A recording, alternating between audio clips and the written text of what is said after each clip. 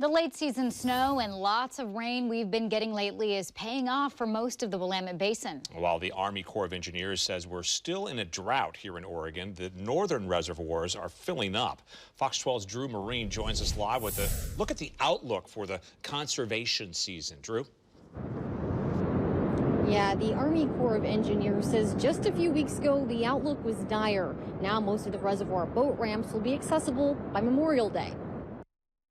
Some good news for the Willamette Basin Reservoirs, all thanks to our wet weather. This point last month, things were looking really bad, pretty dire. And, with the uncharacteristic late season snowfall and then, all the rainfall that we've had of late, it's really caused things to trend a lot more optimistically. Chris Gaylord is the public affairs specialist for the U.S. Army Corps of Engineers and says these conditions have made it so they can support irrigation and improve water quality, and people will be able to enjoy most of the reservoirs in just a few weeks.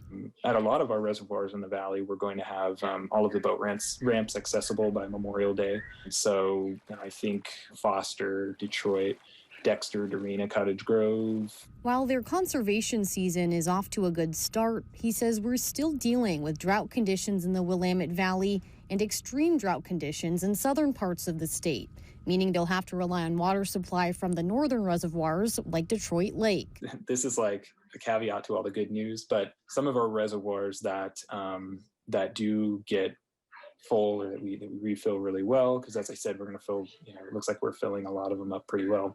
Some of them are going to be pulled on a little harder this year than they have been in the past, because they'll have to basically compensate for augmenting flows on the main stem Willamette that we're basically not able to really rely much on Cougar, Hills Creek and Lookout Point this year. And a lot of it for Lookout Point is we just didn't get as much rain down there. So